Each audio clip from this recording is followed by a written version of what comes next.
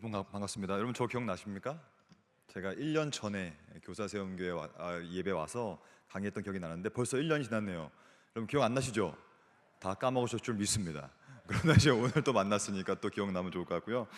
오늘 우리가 함께 하나바이블, 특별히 교사세움 예배니까 하나바이블이라고 하는 교재로 여러분들 하고 있을 텐데, 제가 작년에는 4과정 교리에 대해서 말씀드렸고 5과정이 성품이거든요. 성품. 그러니까 오늘 주제죠. 오늘 주제를 볼까요? 성령의 9가지 열매와 우리의 성품이라는 주제고요. 우리가 예수를 믿고 신앙생활을 한다는 것은 뭐냐면 예수님을 닮아가는 거거든요. 점점점 예수를 닮아가고 하나님을 닮아가고 하나님처럼 우리가 성품이 바뀌는 걸 말하는데, 그것이 어떻게 가능하고 어떠한 과정과 메커니즘, 신학적 메커니즘이 중요하거든요. 이게 어떤 식으로 되는 것이냐를 오늘 이 화면을 통하여 좀 말씀드리려고 합니다. 여기 보면 성령의 9가지 열매와 우리의 성품이라고 해서 총 이렇게 4가지 정도 보려고 해요. 여러분 시간은 많지가 않기 때문에 제가 40분 정도 할 거거든요. 총 4가지니까 하나하나 영적 싸움 10분 하고, 그 다음에 성령의 열매, 육신의 열매 10분 하고, 그 다음에 사랑, 희랑, 화평, 인내 10분, 이렇게 해서 총 40분 동안 제가 핵심을 좀 간추려 보려고 합니다. 여러분들 할 건 뭐냐면 한번 따라해 볼까요? 집중! 네, 여러분 집중을 하셔야 됩니다. 언제나 이게 집중을 하지 않으면요, 이게 흩어져 버려요, 지식이라는 것은. 그래서 한번 내가 제대로 영적 싸움을 배우고 성령의 열매를 배우고 9가지 열매 성품을 배우고 그렇게 알고 나서 우리가 맡은 아이들을 잘 가르쳐야겠다라고 하는 생각을 꼭 가지시고 시작했으면 좋겠습니다. 여러분 준비되셨습니까? 시간이 금방 가니까 놓치지 마시고 잘 따라와 보십시오. 첫째는 뭐냐면 영적 싸움에 대한 문제입니다. 이게 뭐냐면 여러분, 성품, 뭐 하나님을 닮아가는 성품이 뭐냐, 예수님을 닮는 성품이 뭐냐라고 얘기할 때 어떻게 할 수 있느냐를 말할 때 정답은 뭐냐면 우리가 오늘도 죄와 싸울 때만이 그것이 가능합니다. 무슨 말이냐면 죄와 싸우지 않는 이상 절대로 하나님 닮은 성품이 나올 수가 없어요. 절대로 나올 수가 없어요. 왜냐하면 죄와 싸우지 않는다는 얘기는 뭐냐면 죄와 함께하고 죄와 즐기며, 그러니까 죄를 즐기고 죄가 내 친구기 때문에 죄의 모습을 담게 되는 것이지, 절대로 하나님의 형상을 담을 수가 없습니다. 그 개념이거든요. 그럼 이게 뭐냐면 성장이라는 것이에요. 성장. 여러분 성장은 생각해 봅시다. 제가 참 좋아하는 그래픽 하나 보여드릴게요. 이 아이 보십시오. 귀엽죠. 여러분 이 아이는 지금 자기가 대견한 거예요. 왜냐하면 못 걷다가 맨날 기어다니다가, 아시죠? 낮은 포복, 응용포복 이러고 다니다가 드디어 때가 될 때 애가 서게 된 겁니다. 여러분 생각해 보세요. 한 아이가 늘상 기어요. 기다가 드디어 서는 거예요. 첫 걸음마를 떼는 거죠. 그런데요, 아시다시피 첫 걸음마를 떼고 또 다른 발을 디디기 전까지 엄청나게 넘어집니다. 맞죠? 한 번에 걷는 애는 없어요. 저는 미국에서 유학을 7년 정도 했는데요, 제가 미국에서 두 애를 낳고 키웠어요. 두 딸이죠. 지금은 초등학교 6학년, 큰 애는 중3인데 제 첫째 딸이요, 우리가 3년 동안 애를 가지려고 하다가 못 가졌는데 드디어 은혜로 3년 만에 애를 갖게 된 겁니다. 너무 이쁘죠. 그래서 애가 태어났는데 딸이었는데, 문제는 이 첫째 딸이 태어났고 또래는 다 말을 하는데 애는 말을 못했어요. 그리고 또래는 다 걸어 막 뛰고, 근데 우리 딸애는 성장이 더뎠어요. 여러분 생각해 보세요.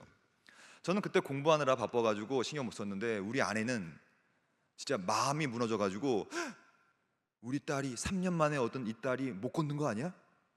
장애가 있는 거 아니야? 막 우울증에 빠져버렸어요, 우리 아내가. 생각해 보세요. 부모의 심정을 생각해 봅시다. 부모는 딴 거 없어요. 내가 맡은 우리한테 주어진 이 자녀, 내 아들, 딸이 걸을 때가 되면 걷고 뛸 때가 되면 뛰고, 그리고 밥을 먹을 때 되면 밥을 먹어. 그런 기초적인 건강을 유지하는 것이 얼마나 기쁜 일입니까? 안 그러면요 부모는 속이 타들어갑니다. 마찬가지죠. 우리는 하나님의 자녀입니다. 하나님의 자녀로서 하나님 아버지가 봤을 때 우리가 못 걷는 거예요.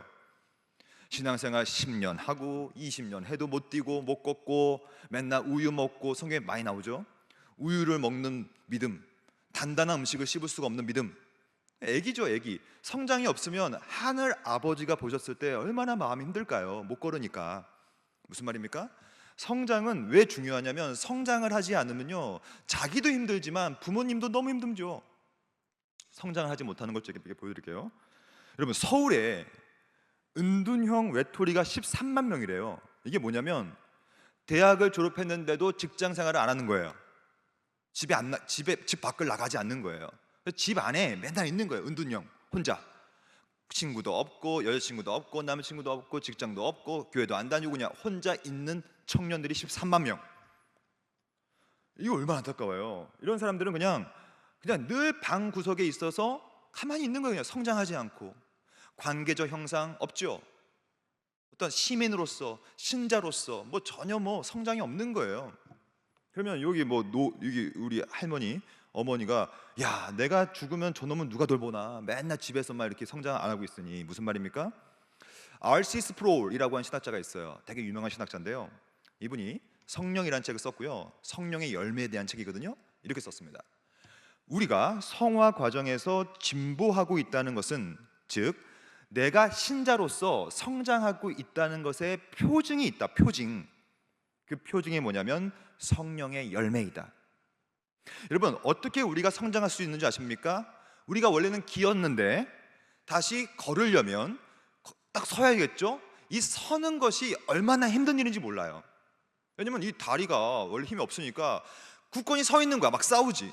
속으로는 내가 이거 어떻게 하지? 에이, 그냥 넘어져 버리자. 하지만 또 서고 한 발짝 한 발짝 간다는 것은요, 뭐와 싸우는 거냐면 연약함과 싸우는 것이고요.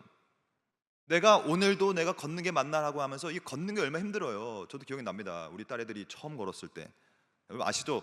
걷다가 넘어지면 애들이 이렇게 하잖아. 탁탁 손 털고 그래서 이 지지 하면서 또 걷잖아. 막 그게 굉장히 어려운 일이지만 그것을 할 때만이 걸을 수 있게 되는 것이죠. 그 표징을 가리켜서 성품이라고 부르고, 그 표준을 가리켜서 바로 성령의 열매라고 부르는 것이죠. 그래서 여러분들이 맡은 아이들 빨리 성장하진 않습니다. 꼭 기억하십시오. 우리는 교육을 할 때 마라톤적으로 해야 되는 거예요. 단기간에 바뀌지 않아요. 사람은 절대 안 바뀝니다. 사람은 10년? 짧죠. 20년? 짧죠. 30년, 40년, 50년 이상도 안 바뀌어요.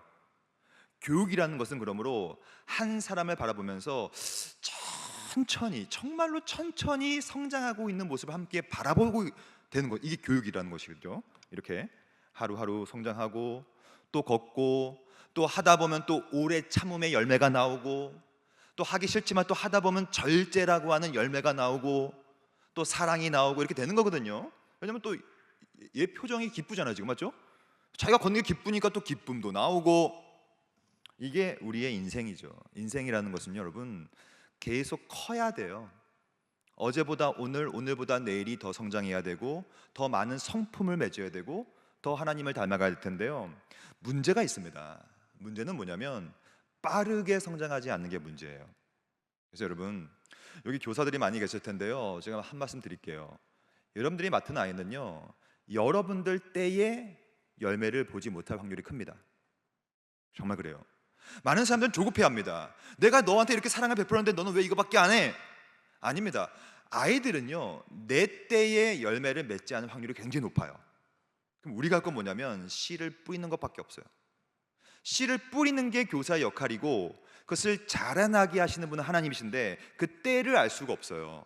굉장히 지난한 작업이죠. 심지어 하나님의 아들이라고 하는 참 하나님이신 그리스도께서 12제자를 길러냈는데 12제자의 수제자 이름이 뭡니까? 베드로예요. 아니, 베드로가 소위 배신 때려버리잖아요. 예수님께서 그렇게 가르친 베드로조차도 변하지 않고 막 저주하고 막 배신하고 막, 그게 바로 성장이 어려워요. 마치 이런 것 같아요. 여러분, 이거 달팽이 보세요. 너 언제 갈래? 이렇게 오래 걸립니다.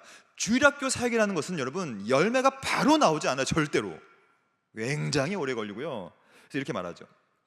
그리스도인의 삶이라는 것은 우리 개인도 마찬가지겠지만 우리가 맡고 있는 아이들도 마찬가지예요. 순례 여행이에요. 이 순례 여행은 뭐냐면요, 도보 여행입니다.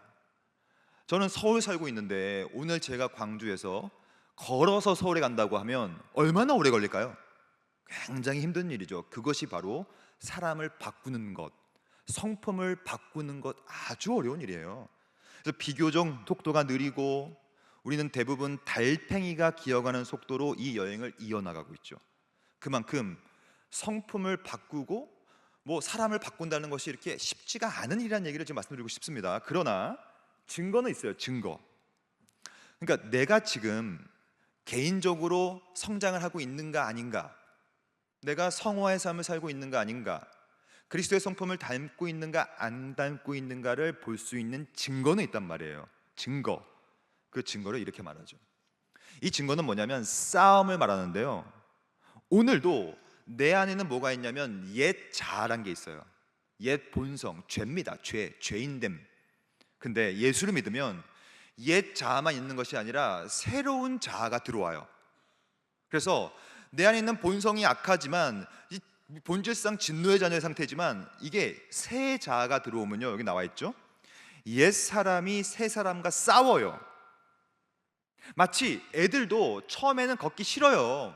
여러분, 제가 기억나는데요, 제 막내딸이요, 배변 훈련을 하는데 진짜 힘들었거든요.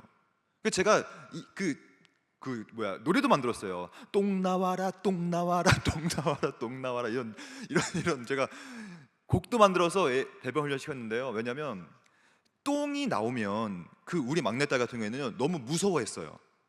그러니까 자기 몸에서 이상한 게 나오는 것이 너무 무섭기 때문에 애가 똥을 못 싸는 거예요. 죄송합니다, 더러운 얘기해서. 근데 그러니까 애가 이 똥을 싸야 되는데 이게 무서우니까 스스로 갈등이 되는 걸 제가 많이 봤거든요. 마찬가지입니다. 우리의 삶이 어떻게 성장되냐면 내 안에 있는 본성과 또 다른 본성이라고 하는 새로운 본성이 들어왔을 때, 즉 이 죄와 싸울 때, 이 죄와 싸우면서 나는 하기 싫지만 해야만 하고, 나는 계속 걸어다니고 싶지만, 기어다니고 싶지만 걸을 수밖에 없는 내가 발견되어지고, 이럴 때 스파크가 터서 증거가 나오는 거거든요. 그래서 이렇게 다시 나왔죠. 두 번째 줄. 우리 육신의 죄악된 본성이 성령의 영향력을 억누르기 위해 싸우고 있다. 이 싸움을 가리켜서 성경은 이렇게 말합니다. 육체의 소욕은 성령을 거스리고 성령은 육체를 거스리나니, 이게 싸움이거든요. 이 둘이 어떻게 하냐면 서로 대적해요. 이 대적하다는 것이 헬라어로 엔티카이마이라는 것인데, 이 엔티케이마이가 뜻이 뭐냐면 굉장히 치열하게 싸우는 겁니다. 굉장히 치열하게 하기 싫은데 해야만 하며, 또 하기 싫은데 또 해야만 하며, 이것이 막 싸우는 것인데요.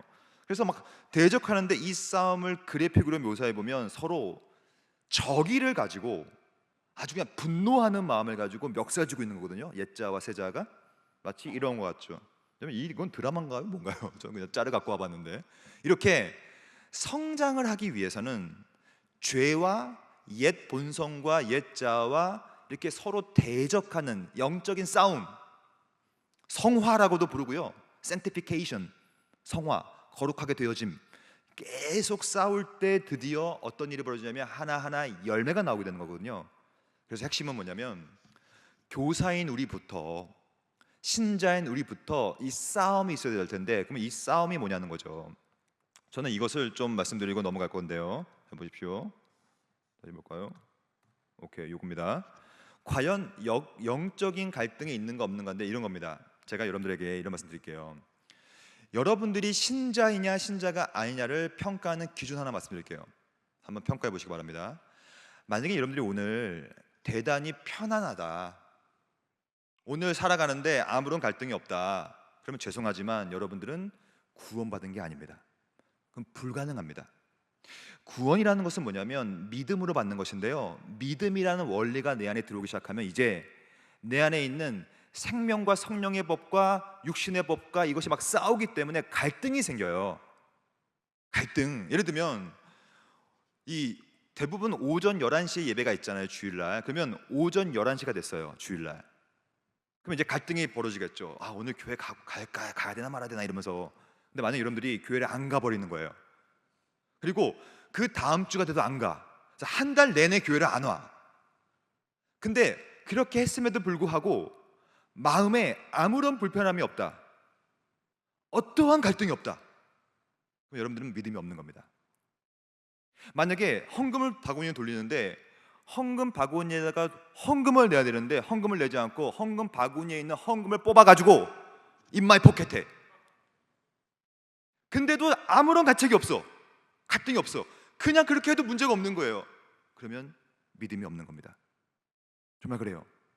성장이란 건 뭐냐면요, 오늘도 갈등. 여러분, 저는요 극단적인 종말론자거든요. 무슨 말이냐면, 저는 매일매일 아침마다 일어나가지고 기도하는데, 어떻게 기도하냐면, 주여 오늘 오시옵소서, 마라나타를 외치죠. 왜냐면 저는요 이게 너무 힘들어요. 진짜 죽을 것 같아 정말. 이게 히브리서에 보니까 뭐라고 하냐면, 너는 이제 죄와 피 흘리기까지 싸워라. 죄와 적절히 타협하고 적절히 하면요 힘들지 않습니다. 근데 치열하게 싸우다 보면요 너무 힘든 일이거든요. 이거 너무 힘들어요. 근데 이 힘듦 때문에 드디어 증거가 만들어지죠. 싸우게 되고 또 절제하게 되고 오래 참음의 열매가 맺히고, 막 이 싸움 때문에 생겨나는 거거든요. 싸움 때문에. 이것을 좀 더 들어가 보겠습니다. 네, 여러분 되게 잘 들으시네요. 텐션이 좋습니다. 지금 아주 초롱초롱한 눈빛으로. 벌써 두 번째입니다. 1번이 끝났어요. 2번은 뭐냐면 이겁니다. 성령의 열매, 육신의 열매. 이 싸움을 알아야 이 영적인 성장이 뭔지를 알고 성품을 알 수가 있어요. 이거 봅시다. 이거 보십시오. 여러분, 이거는 진리 아닙니까? 어떤 진리냐면요, 씨를 뿌려야 나는 거예요. 씨를 뿌려야. 이것을 전문용어로 말하면, 보편적 진리로 말하면 바로 이렇게 볼 수 있겠죠. 이 진리를 같이 있습니다. 시작. 콩 심은데 콩 나고 팥 심은데 팥 난다. 이건 당연한 것이죠. 즉 콩을 심으면 콩이 납니다. 팥을 심으면 팥이 나죠. 콩을 심었는데 팥이 날 수가 없어요. 마찬가지입니다. 우리는 지금 교회예요. 교회에서 하는 말은 성령의 열매예요. 성령의 성품.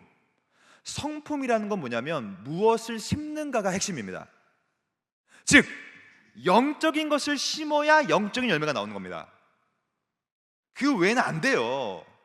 요즘 교회가 뭐 어떻게 하고 있냐면, 제가 이걸 계속 표현하고 있는데, 교회인지 인문학인지 모르겠어요. 이게 교회가 인문학에 잠식되어 버렸고요. 교회는 복음으로 해야 될 텐데 도덕으로, 윤리로, 철학으로, 합리적인 사상으로 하고 있다고요. 여러분 생각해 보세요. 철학, 인문학, 도덕, 윤리 이런 거 아무리 심어봤자 영적인 게 나올 수가 없죠. 절대로 안 나옵니다. 무슨 말입니까? 이렇게 말하죠. 육신은 아무리 육신을 뿌려도 육만 나오는 거예요. 육만 나온다고요. 콩을 심으면 콩이 나오는 것처럼 육신의 행위는 육신의 열매이기 때문에 핵심은 무엇을 심는가요? 무엇을. 정리해 볼게요. 아무리 도덕, 인문학, 뭐 음악을 심어도 안 됩니다. 사람은 변화 안 돼요. 어떻게 변화시킬 수 있냐면 바로 따라해 볼까요? 말씀. 말씀 외에는 이런 유가 나갈 수가 없느니라.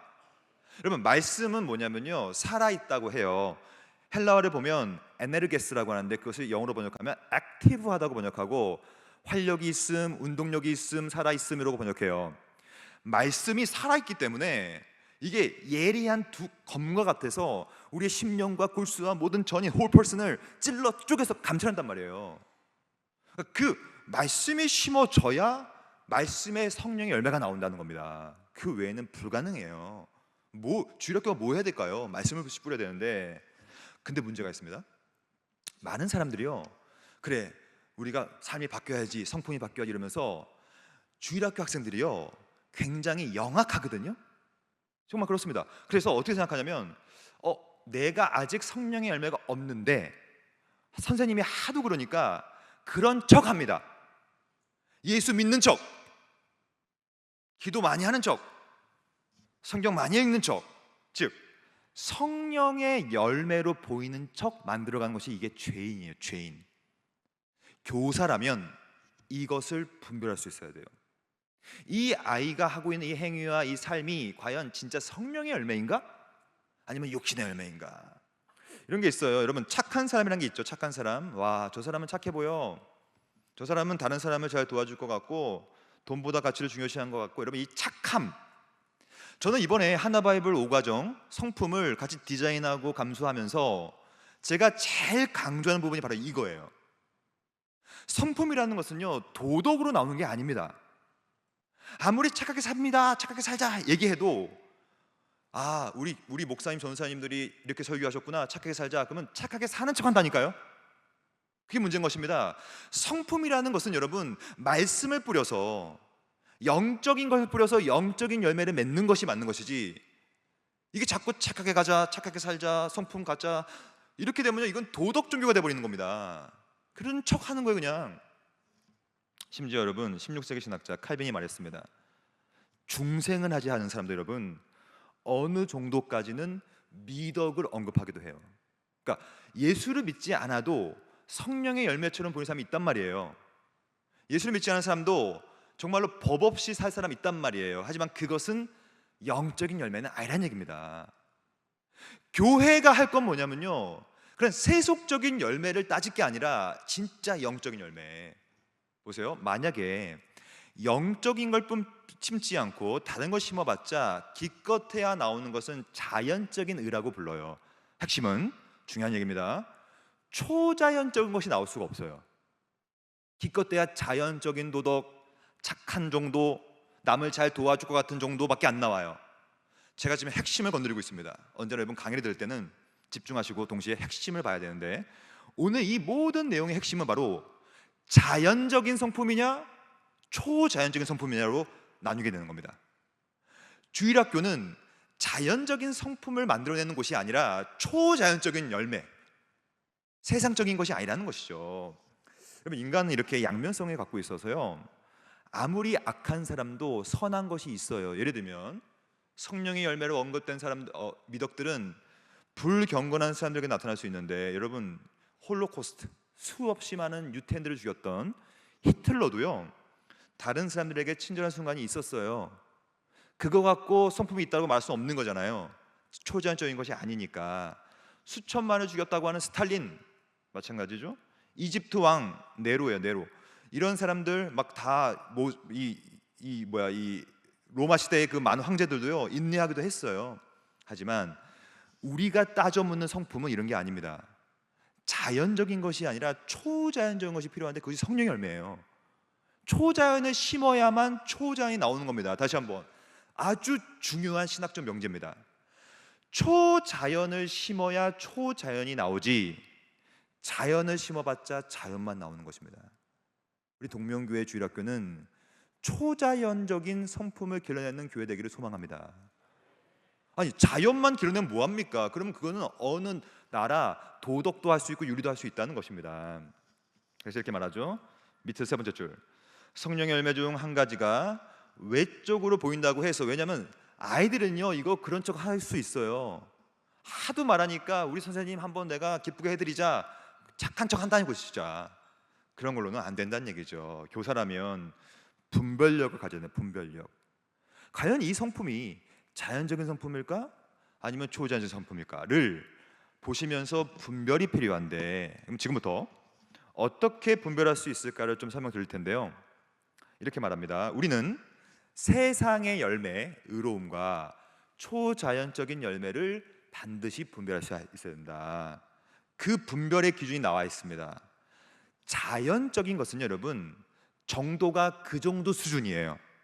근데 초자연적인 것은 뭐냐면 수준이 압도적입니다. 즉 정도의 차이가 생겨요. 즉 사랑도 여러분 보편적인 사랑이 있죠. 일반적인 사랑도 있고요. 하지만 그건 다 자연인이 하는 사랑이고요. 진짜 성령의 열매는요 비범해야 되고 특별해야 되고 자연적인 사랑 정도가 아니라 진짜로 초자연적인 것이 나와야 돼요. 그러니까 내 것으로 심어서는 절대 나올 수 없죠. 지금부터는 이제 남은 시간 동안에 성령의 열매, 우리가 아까 읽었던 그 본문 말씀, 성령의 열매를 어떻게 바라볼 수가 있겠고 초자연적인 열매의 증거가 뭔지를 하나씩 배우겠습니다. 그래서 저는 이렇게 생각합니다. 여러분과 제가요 평생 살면서 이 많은 열매 중에 하나라도 초자연적인 열매를 맺었다면 하나님 우리를 칭찬하실 겁니다. 그리고 마찬가지, 우리 아이들도 마찬가지입니다. 하지만 꼭 기억하신 거는 자연적인 열매를 자꾸 강조하면 안 돼요. 초자연적인 말씀을 심어서 변화되는 그 성품을 말해야 될 텐데, 하나씩 볼게요. 오늘 본문입니다. 같이 읽습니다. 시작. 오직 성령의 열매는 사랑과 희락과 화평과 오래 참음과 자비와 양성과 충성과 온유와 절제니 이 같은 것을 금지할 법이 없느니라. 왜 금지할 수 없냐? 초자연적인 거기 때문에 금지할 수가 없고 한계가 없으며 이거는 압도적이며 비범하며 특별한 겁니다. 단순히 자연적인 것이 아니기 때문에 이것을 요약해 보면 성령의 열매가 과연 무엇인가라고 요약을 해보면 이렇게 요약할 수 있습니다. 바로 초월성을 갖고 있어요. 초월성, 즉 단순한 사랑이 아닙니다. 초월적인 사랑이고요.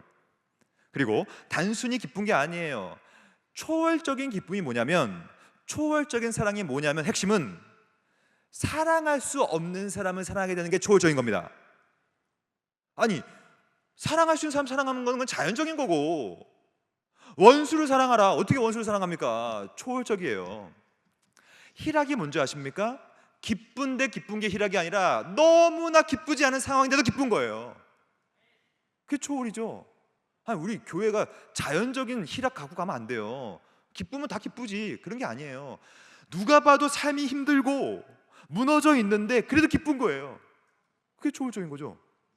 오래 참음도 마찬가지죠. 오래 참으면요 완전 초월적인 은사거든요. 이거 자비, 양선 다 마찬가지입니다. 하나씩 배우겠습니다. 초월성. 이 초월성이라는 것이 이제 각각의 열매에 적용되는 거거든요. 사랑을 봅시다. 여러분, 사랑이라는 것은요 가장 처음에 나오는 열매인데 그만큼 모든 것을 아우르는 컴프리헨시브하라고 해서 포괄적이라는 뜻이에요. 사랑이라는 것이 이 모든 열매를 포괄하고 있어요. 이렇게 포괄해서. 그러니까 사랑의 열매를 뜯어보면 거기에 오래 참음도 있고 자비도 있고, 그래서 사랑은 오래 참고라는 말을 쓰는 이유가 뭐냐면 사랑의 포괄적인 열매가 바로 오래 참음이거든요. 스프롤이 말하죠. 성령으로 말미암는 사랑이라는 열매는 초월적이어야 한다. 그러면 여기서 초월적인 사랑의 열매 성품이 뭐냐면 대표적인 예를 하나 들으면 여러분도 아마 다 들어보셨을 겁니다. 바로 손양원 목사님이죠. 손양원 목사님의 아들이 공산당원한테 죽었어요. 근데요 손양원 목사님이라는 분은요 제가 볼 때 초월적인 사랑 갖고 있는 분입니다. 그래서 아주 유명한 기도문을 남기죠. 하나 좀 볼게요. 첫째, 나 같은 죄인의 혈통에서 순교의 자식들을 나오게 하였더니 하나님께 감사합니다. 어찌 이런 말을 할 수 있을까요? 초월적이에요. 허다 많은 성도들 중에 어찌 이런 귀한 보배들을 나한테 주셨는지 감사합니다. 삼남 삼녀 중에 가장 아름다운 두 아들 장자와 차자가 순교당했으니 저 공산당원한테 총 맞아 죽었으니 참으로 감사합니다. 여러분, 이런 감사도요 초월적인 겁니다. 한 아들의 순교도 귀한데 두 아들의 순교 너무나 감사합니다. 예수 믿다가 누워 죽는 것도 큰 복인데 하물며 전도하다가 총살당해 죽은 우리 아들 하나님 감사합니다. 여러분, 이런 사랑은 어떻게 가능할까요? 더 나아갑니다. 미국 유학 가려고 준비하던 내 아들 미국보다 더 좋은 천국에 갔으니 얼마나 감사한지 모릅니다. 나의 사랑하는 두 아들을 총살한 원수를 회개시켜서, 이게 초월적인 겁니다. 원수를 사랑하는 거죠. 아니, 생각해봐요. 자기 아들을 죽인 사람은 어떻게 양자로 삼습니까? 내 아들로 삼고자 하는 마음을 주신 하나님께 감사합니다. 내 아들의 순교로 말미암아 많은 사람들이 천국에 갑니다. 감사합니다.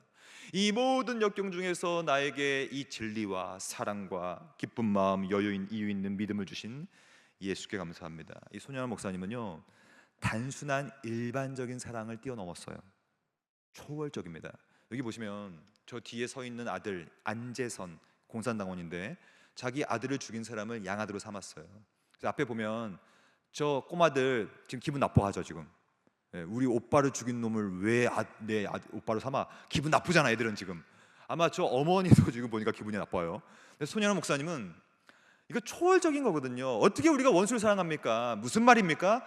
성경은 여러분 수없이 많은 명령령으로 구성되는데 그 명령령은 우리에게 할 수 없는 명령을 하진 않아요. 할 수 있는 명령을 주시는데 어떤 명령이냐면 성령 안에서만 가능한 명령입니다. 그러니까 원수를 사랑한다는 것은요 자연적으로는 할 수가 없습니다. 하지만 초월을 심어야 초월이 나온다는 얘기예요. 뭘 심어야 되겠습니까? 이렇게 말하죠. 영적인 사랑은 하나님으로 말미암는 것인데 밑에서 세 번째 줄, 이 사랑은 자연적인 사랑을 초월해버린다. 이 사랑은 성령 하나님을 말미암아 마음에서 나오는데 이렇게 하나님의 사랑을 느끼고 초월적인 사랑을 하는 사람들은요 어떻게 되냐면 이제 기뻐요. 이 기쁨이라는 것은 여러분 단순한 기쁨이 아닙니다. 이것도 초월적인 기쁨인데요. 그럼 이런 생각이 들 거예요. 아니 뭐 저는요 뭐 이렇게 뭐 기쁜 일이 많이 없습니다. 왜 그런지 아십니까? 원래 이 희락이라는 것의 가장 기본 토대는 뭐냐면요, 바로 구원에 대한 감격입니다. 우리는 뭐가 문제가 있냐면요, 구원의 감격을 우리는 가장 상대화시켜 놓고 그 외의 것들을 절대화시켜 놓습니다. 그래서요, 그 구원과 관련 없는 것들이 나의 삶의 절대화가 되어 있어서 그게 없으면 기쁘지 않은 거예요. 그게 내가 원하는 대로 없으면 슬픈 거예요. 그것을 역전시켜야 합니다. 구원의 감격만 절대화시키면요, 어떤 일이 있어도 모든 게 상대화되기 때문에 늘 기쁜 거예요. 그럼에도 불구하고 감사하고, 내가 원하는 것이 되어있지 않아도 이미 구원이라고 하는 압도적인 기쁨이 있기 때문에, 즉 구원의 감격을 회복하시는 성도 여러분에게 소망합니다. 이 구원의 감격을 절대화시키면 되는 거예요, 여러분. 그럼 나머지는 싹 다 상대화되어서요, 그렇게 됐음에도 불구하고 구원의 감격 때문에 감사하게 되는데요, 그럴 때 어떻게 되냐면요, 내 안에 희락이 있을 때, 구원의 감격이 절대화될 때 비로소 내 삶에 화평이 생기죠. 안 그러면요 맨날 불평불만. 저는 총신대학교에 있는데요, 좀 대학에 있기 때문에 많은 대학생들을 만나고 상담을 합니다. 근데 요즘 대학생들은요 다 마음에 안정이 없어요. 공황장애약 기본으로 먹고요, 우울증약 기본으로 먹습니다. 왜냐하면 가정이 다 깨어져 있거든요. 양부모, 뭐 편부모 가정, 뭐 이혼 가정이 막 스스로 뻑뻑하니까, 그러니까 마음의 화평이 없는 거예요. 화평. 그럼 이 마음의 화평은 어디서부터 올까요? 똑같아요. 다 초월적인 것인데, 이렇게 말하죠. 참 좋은 문장인데, 성령께서는 우리에게 내적인 화평을 주시는데 이것은 화평하지 않은 순간 속에서 하는 화평이에요. 그러면 맨 밑에 문장에 보면 그 화평의 근거가 뭐냐고 할 때 바로 칭의라는 말을 썼어요. 칭의, 이게 뭐냐면 구원을 뜻합니다. 내가 오늘도 죄인이에요. 우리는 오늘 죄를 졌으니까 또 죄인이지만 우리를 가리켜서 뭐라고 불러주냐면 너는 죄인이 아니다, 의롭게 칭한다라는 것이 칭이라는 것, 구원이라는 것인데요, 이게 왜 화평을 주냐면 오늘도 우리의 삶은 무너져 있습니다. 이제 내일이면 월요일이죠. 각자 자신의 사업과 직장과 사회로 나가실 텐데, 나가보세요. 얼마나 힘든 일입니까? 이 인생이 파도야, 파도. 그냥 거대한 파도. 하루하루가 폭풍이에요. 변수의 변수의 변수. 시대가 각박하고요, 정치, 경제, 사회, 문화가 지금 흔들리고 있잖아요. 그러면 내 마음의 화평이 어디서부터 오냐는 거예요. 바로 아무리 환경이 흔들려도 거기에 뭐가 필요하냐면 닷이 필요해. 닷. 보십시오. 이렇게 엄청나게 두꺼운 닷. 그래서 이 닷이 내려지면요, 아무리 흔들려도 넘어지진 않죠. 이 닷이 뭐예요? 이 닷이 바로 칭의라는 은혜입니다. 오늘도 흔들리지만, 여기 직장인들 많죠? 직장 가보십시오. 빌런들이 얼마나 많은지 모르요. 사방이 빌런들이지, 사방이 악인들이에요. 그러니까 맨날 싸우고 하지만 화평은 어디서부터 오냐면 바로 이 땅이 이렇게 살기 힘들지만 그럼에도 불구하고 내 닷은 칭의에 있다는 거예요. 구원의 확신 가운데 있고 흔들리지 않죠. 그래서 이 스프롤이 말하죠, 우리의 칭의설로 나오고 칭의의 논리적인 결과가 뭐냐면 바로 양자라고 하는, 양자. 이분은 제가 사랑하는 신학자인데 헤르만 바빙크라는 분이에요. 이분의 책을 보니까 이렇게 썼어요. 우리는 하나님의 자녀다, 의롭다라고 인정받아야 양자가 되는 거거든요. 그래서 오늘도 우리의 지위는 그리스도 안에서 주어졌고, 심지어 우리의 자녀됨은 이미 담보되어 있고요, 그러니까 굳건하죠. 흔들림이 없죠. 그래서 심지어 guaranteed, 이 뭐예요? 보증되었다라고 말을 쓰고 있습니다. 그러니까 오늘도 힘들고 오늘도 어렵고 왔다 갔다 하지만 내 마음에 화평을 주시는 이유는 바로 이러한 칭의의 근거와 하나님의 자녀라고 하는 굳건한 보증과 담보가 내 삶에 화평을 주는 거예요. 여러분, 지금 우리 다음 세대 애들이요, 걱정돼 죽겠어. 저는 진짜 우리나라가요 마약 청정국이 더 이상 아니거든요. 이제 우리나라는요 마약 엄청나게 심해질 겁니다. 이거 미국, 유럽까지 돼버릴 거예요. 우리나라도 이거 어떻게 갖고 보니까 이거 이렇게 흔들리고 난리 나는 시간 속에서도 우리 아이들한테 굳건히 내릴 이 닷을 소개해야죠. 주 예수 그리스도밖에 없다는 얘기입니다. 그럼 어떻게 해야 됩니까? 이 닷을 있다면 그럼에도 불구하고 환경은 어려워요. 흔들린단 말이에요.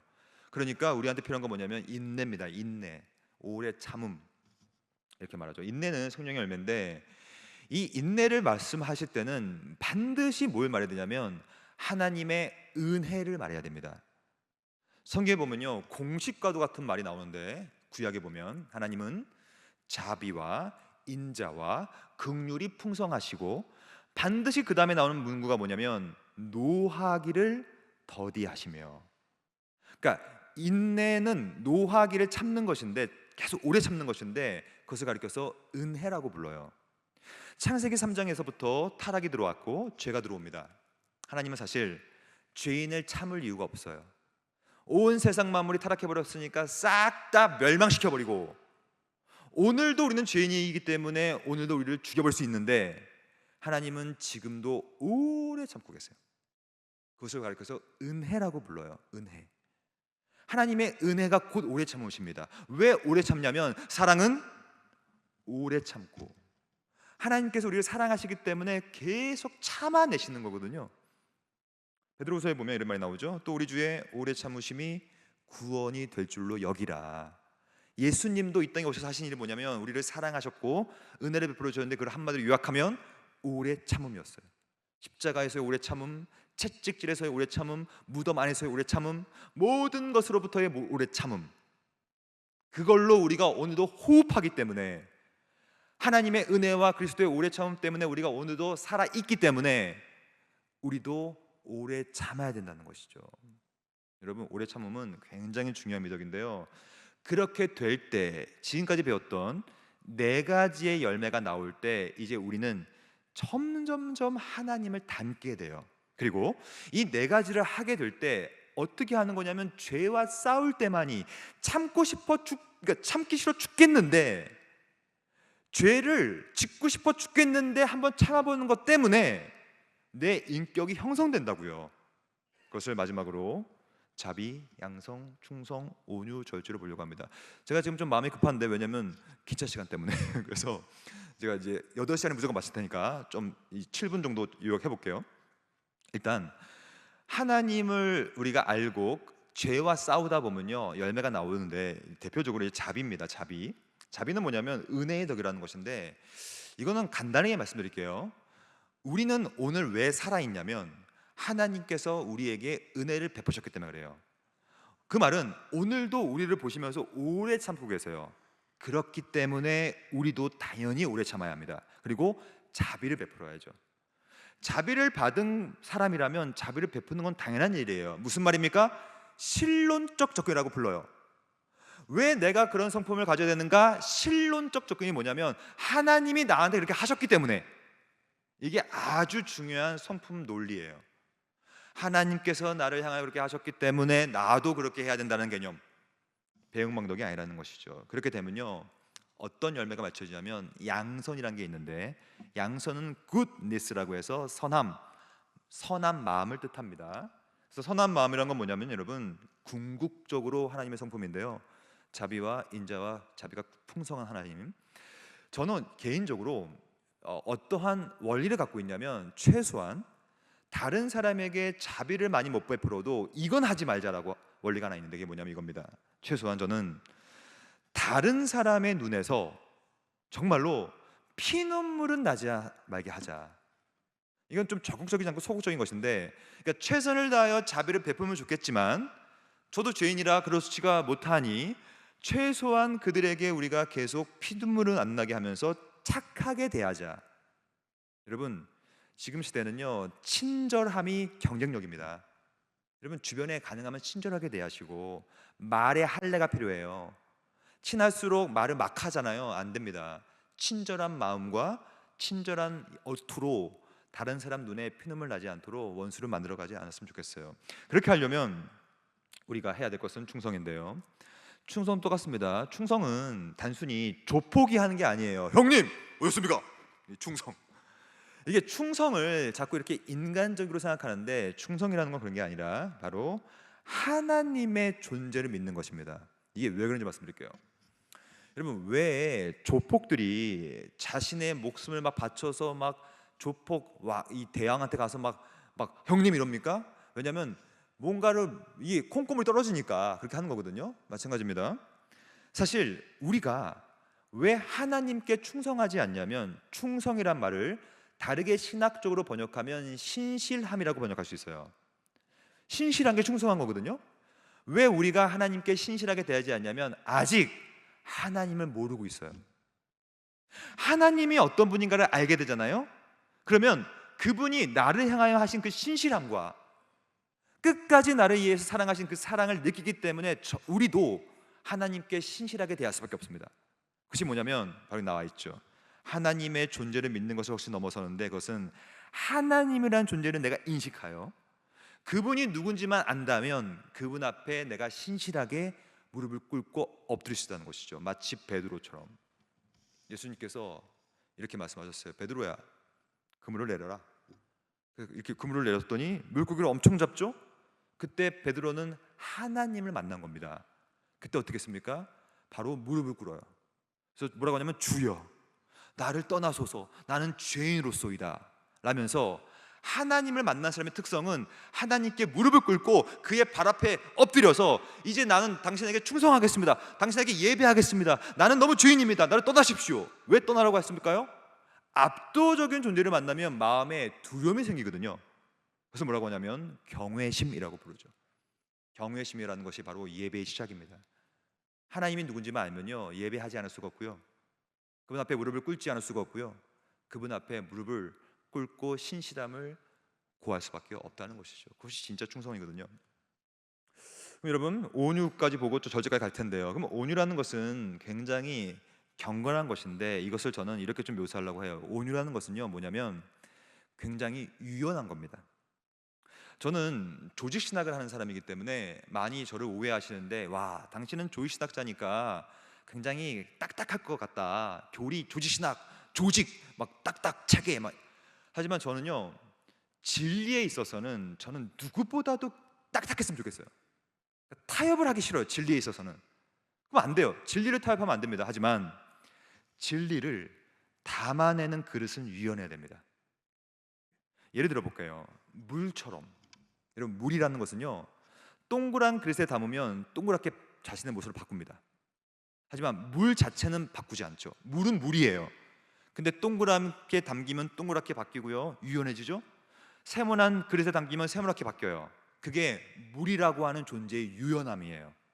여러분들도 진리에 있어서는 타협하지 않되 그 진리를 담는 그릇은 한없이 유연하게 소망합니다. 마치 이것처럼, 말랑말랑한 것처럼. 그래야 먹히고 들리고 효과적으로 전할 수 있기 때문에 그렇습니다. 마지막, 절제가 필요한데요, 절제는 반드시 필요해요. 왜냐하면 죄와 싸우는 게 절제거든요. 죄와 싸우다 보면 나도 모르게 절제하게 돼서 성품을 닮아가게 되는데, 바로 절제의 양이 곧 성화의 질을 결정하는 것입니다. 이 내용 좀 설명드리고 마칠 건데요, 저는 오늘 하나바이블 5과정을 통해서 우리가 여러분들이 성품을 하고 계실 텐데 쉽지 않은 주제예요. 하지만 꼭 기억할 것은 초자연을 심어야만 초자연이 나온다는 사실, 그것이 바로 말씀을 심는다는 것이고요, 그리하여 그것은 초월적이어야 되는 것이고, 그렇게 하려면 싸워야 한다. 내 안에 있는 옛된 것과 새로운 것의 싸움을 통하여서 그 싸움의 흔적인데, 그것을 가리켜서 바로 절제라고 부르고, 그 양이 성화의 질을 결정한다. 정리합니다. 오늘 저는 짧은 시간 동안에 우리가 평생 무슨 삶을 살아야 되는가를 말씀드렸고요, 우리는 죄와 싸우면서 그 싸움의 결과물이라고 하는 열매를 많이 만들어내면서 점점점 살다 보면 하나님을 닮게 되고 하나님의 성품을 담는 것을 말씀드렸어요. 이것을 듣기만 하면 안 됩니다. 마지막으로 이 배운 내용을 전인으로 살아내셔야 됩니다. 전인, whole person, 지정의라고 불러요. 내가 뭔가를 배웠다면 배운 대로 갈망을 가져야 되고요, 하고 싶다, 그렇게 하고 싶다, 하고 싶다라는 갈망, 그 갈망이 내 의지를 건드려서 내가 그렇게 살아낼 수 있게 되는 것입니다. 여러분들이 이 모든 내용을 잘 곱씹으셔서 각각의 주일학교 소그룹 가운데서 녹여내시고, 교사인 여러분들 먼저 많은 열매, 많은 영적인 싸움을 하시기를 소망합니다.